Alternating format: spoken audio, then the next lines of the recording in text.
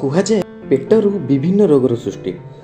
ଆମର ଭୁଲ ଦିନଚର୍ଯ୍ୟା ଓ ଖରାପ ଖାଦ୍ୟାଭ୍ୟାସ ଏହାର ମୁଖ୍ୟ କାରଣ, ଯାହାଫଳରେ ପେଟଜନିତ ସମସ୍ୟା ଯଥା ଗ୍ୟାସ୍, ଏସିଡ଼ିଟି, କୋଷ୍ଠକାଠିନ୍ୟ, ପେଟ ଫୁଲି ରହିବା, ଖାଦ୍ୟ ହଜମ ନ ହେବା, ଓଜନ ନ କମିବା, ଦୀର୍ଘ ଦିନର ଚର୍ମରୋଗ ଭଳି ଯନ୍ତ୍ରଣା ଭୋଗିବାକୁ ପଡ଼ିଥାଏ।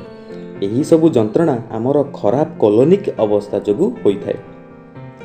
ବୟସ ବଢ଼ିବା ସଙ୍ଗେ ସଙ୍ଗେ ଏହା ଶରୀରର ଡଷ୍ଟବିନ୍ରେ ପରିଣତ ହୋଇଥାଏ, ଯାହାଫଳରେ ଏହିସବୁ ସମସ୍ୟା ସୃଷ୍ଟି ହୋଇଥାଏ।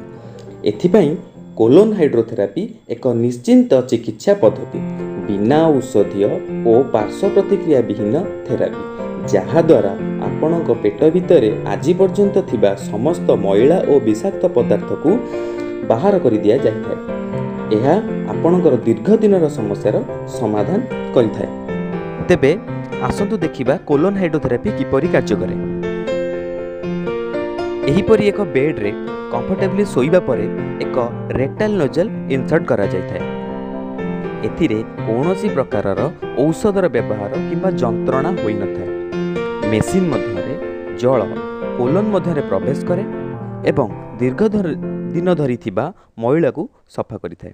ଏହା ମଧ୍ୟରେ ଥିବା ଗ୍ୟାସ୍ ଏବଂ ଅନ୍ୟ ବିଷାକ୍ତ ପଦାର୍ଥକୁ ଏହି ପ୍ରକ୍ରିୟାରେ ବାହାର କରିଦିଆଯାଇଥାଏ।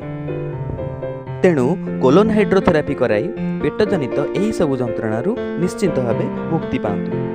Tejas colon care centre and holistic health, Shahid Nagar, Bhubaneswar ଆପଣଙ୍କ ସୁସ୍ଥ ଏବଂ ସମୃଦ୍ଧ ଜୀବନ କାମନା କରେ।